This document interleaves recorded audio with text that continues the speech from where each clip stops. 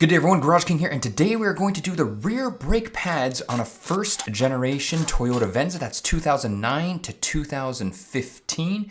And you know what, it's pretty easy. All you need is a 12mm socket to get the caliper off. Let's take a look right here. There you can see there's the two bolts, so let's take them off. Top bolt off. And our bottom bolt. So now once these bolts are off, if you can't pull it out that easily, sometimes you can pull it out. This one's a little snug in there.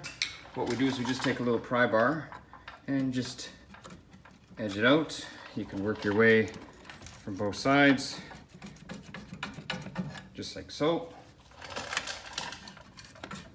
And there we go, caliper is off. Let's pan in, very, very thin, almost no brake pads are left, and we can see maybe even some spiders had some fun here trying to lay some eggs, but I don't think they're going to be hatching. We can see now the piston in the caliper is pushed out. That's from the wear of the brakes, so we're going to have to push this back in and have a tool for that. But before we do that, we're going to give this a little wipe. Just like so. Make sure it's as clean as can be. So this is as tight as the tool goes, and no, still not going to fit. So we need a C-clamp. And a C-clamp will push the brake caliper piston in straight. Now just be careful when you're using a C-clamp because you do want to push on the center of the piston so it doesn't bind. So it can be a little bit tricky, but try to get it on straight. A tip is you can also use a brake pad. So here's the pads we took off the vehicle. Here's the new ones. Oh, and we did get new slider pieces for the caliper, so we'll put those on. Here's our new pads. So let's inspect them. So we can see here's the ones we took off, and you can see they are pretty much done.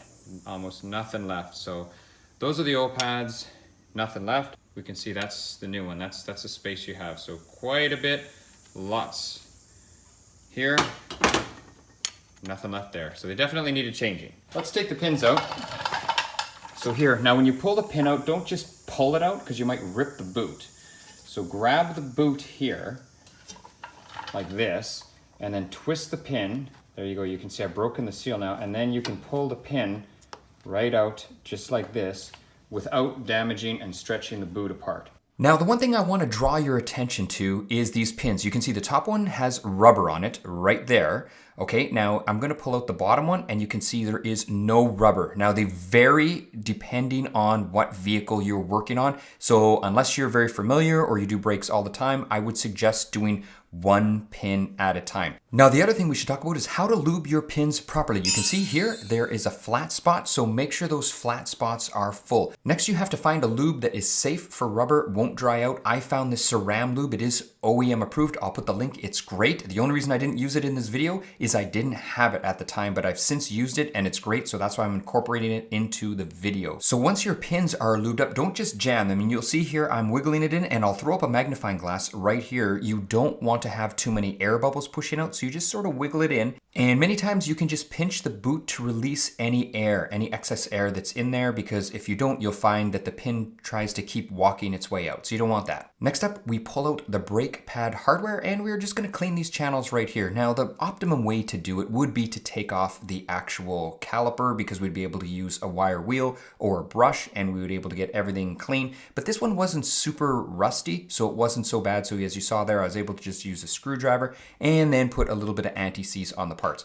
Now here we go. I'm spraying the back of the pads just to prevent brake squeal, but now with this Ceram lube I mentioned earlier, you don't even have to spray them. You can use that everywhere. And like I said, the only reason I didn't use it in this video is I didn't have it at the time I actually shot this video. So now we're going to wiggle the caliper back on to the caliper bracket with the pads. And if you're wondering what the torque specs are, they are 24 foot-pounds. Now I found most vehicles are between 10 to around 25. So 25 is definitely on the high side. And if you're wondering why I didn't use a torque wrench, it's because I've done a gazillion brake jobs, but best practice is always to use one. Now I'm also torquing the wheels, and make sure before you drive, you always pump the brake pedal to make sure that you have seated the pads, because you definitely want to make sure you can stop when you're out on your first drive with your new brakes. So that is it for the video. It is concluded. If you have any questions, comments, anything like that, please let me know. That's it for now. GarageKing over and out, and I hope to see you next week.